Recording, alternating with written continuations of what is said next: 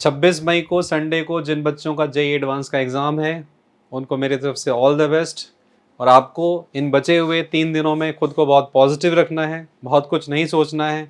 मुझे पता है कि आपके दिल में बहुत सारी हसरतें होंगी कि हमारा आईआईटी का एग्ज़ाम निकल जाएगा, इस रैंक से निकल जाएगा तो ये होगा वो होगा, क्या पता निकलेगा नहीं निकलेगा। एग्ज़ाम के बारे में सोचना अब कुछ दिनों के लिए बंद कीजिए, क्योंकि मेरी नज़र में आप ऑलरेडी कामयाब हैं, सक्सेस हैं। आप अपने पेरेंट्स की नज़र में भी शायद देखेंगे तो आप ऑलरेडी कामयाब हैं, क्योंकि इतनी मुश्किल परिस्थितियों में इस तरह के सब्जेक्ट से लड़ना, इनके क्वेश्चन से लड़ना, इतने घंटे मेहनत करना, 8, 10, 12 घंटे रोज़ कंसिस्टेंटली जेईई मेन का पड़ाव पार करके यहाँ तक आना, 12th बोर्ड में अच्छे मार्क्स लेकर यहाँ तक आना, ऑलरेडी अगर आप उनसे पूछेंगे अपने पेरेंट्स से, अपने टीचर्स से, तो उनकी नज़र में आप ऑलरेडी एक सक्सेस हैं।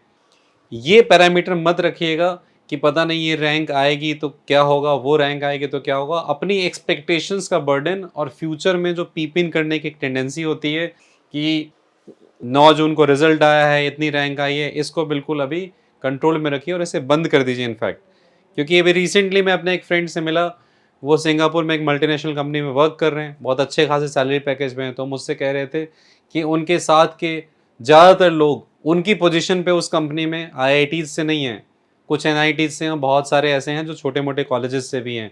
तो आईआईटी को लेके और उसकी रैंक को लेके जो एक्सेसिव इंपॉर्टेंस हम दे देते हैं, ऐसा नहीं है।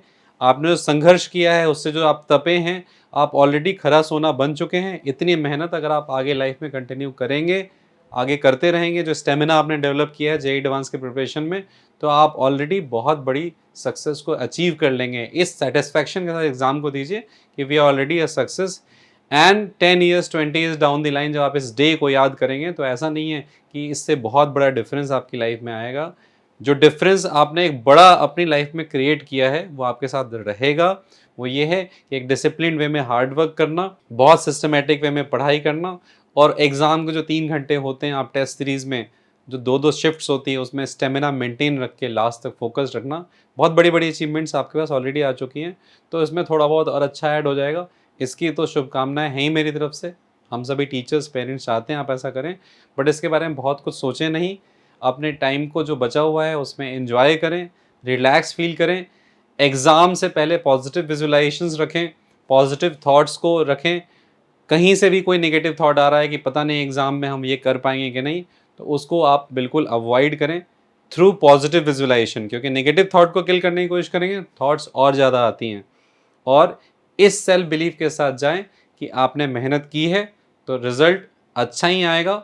जो भी आए आप उसके लिए तैयार हैं, आपके पेरेंट्स भी तैयार हैं और आपके टीचर्स भी उसके लिए तैयार हैं। All are going to accept you because we all love you and we all appreciate the amount of effort that you have already put in. So इस बात की चिंता, इस बात की एंग्जाइटी बिल्कुल डेवलप ना करें कि पेरेंट्स की एक्सपेक्टेशन ये है, फ्रेंड्स की ये है, रिलेटिव्स की ये है। आप इस दुनिया में अकेले आए थे, और वहाँ से लेके ऑलरेडी अगर आप पिछले 2 साल में देखेंगे या 3 साल में जो आप तैयारी कर रहे हैं, आपने खुद पे काफ़ी वर्क किया है और अपने आप को बहुत इम्प्रूव किया है। ये एक बहुत बड़ी अचीवमेंट है जिससे सभी लोग आपको लेकर काफ़ी खुश हैं, पॉजिटिव हैं। और देखिए, जब आप मेहनत करते हैं तो एक्सपेक्टेशंस होती हैं, उन एक्सपेक्टेशंस का बर्डन ना रखें। All are will be happy with whatever result you are going to get. So don't think a lot about the results, the process in the remaining 3-4 days, इसको आप एंजॉय करिए। खास के वो जो 6 घंटे होते हैं एग्ज़ाम के, उसको एंजॉय करने पे फोकस रखें कि किस तरीके से अगर 2-3-4 क्वेश्चंस नहीं होते हैं तो हम डीप ब्रीदिंग करके एग्ज़ाम में खुद को रीगेन करेंगे, सफिशिएंट हाइड्रेशन रखेंगे। हम 3-4 दिन में अपने टाइम टेबल पे इतना वर्क करेंगे, उस दिन हम एग्जैक्टली एग्ज़ाम के सिंक में जाएँ। इन छोटी छोटी चीज़ों पे ध्यान दीजिए, बाकी सारी चीज़ें ऑटोमेटिकली सेटल हो जाएंगी। और लास्ट में ध्यान रखिएगा कि प्रेयर में बहुत पावर होती है। आप कितना भी सोच लें कि मैं ऐसे करूँगा वैसे करूँगा, एक आध चीज़ें 19-20 हो जाएंगी एग्ज़ाम में, बहुत वरी नहीं करना है और ईश्वर को याद करके जाना है। अगले 2-3 दिन में जो समय मिले उसमें कोशिश कीजिए कि थोड़ी प्रेयर करें, क्योंकि किसी ने बहुत अच्छा कहा है कि होई है सोई जो राम रचि राखा। हम कुछ भी सोचेंगे, काकरी तर्क बढ़ावे शाखा।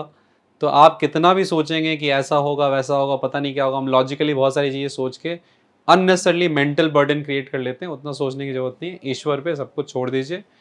खुश रहिए, मस्त रहिए। मम्मी पापा का उस दिन पैर छू के जाइए, भगवान से प्रार्थना करके जाइए। एक मन में अच्छी प्रेयर करके जाइए कि ईश्वर हमसे जो हो सकता था हमने किया है, अब आगे आप संभाल लीजिएगा और जो बचा हुआ टाइम है उसको एक स्ट्रॉन्ग पॉजिटिविटी के साथ और एक स्ट्रॉन्ग सेल्फ बिलीव के साथ कि we have already done what we could do और भगवान आगे बहुत अच्छा करेंगे, इसके साथ आप एग्ज़ाम देने जाइए। ऑल द बेस्ट, मुझे पूरी उम्मीद है कि आप बहुत अच्छा करके आएंगे।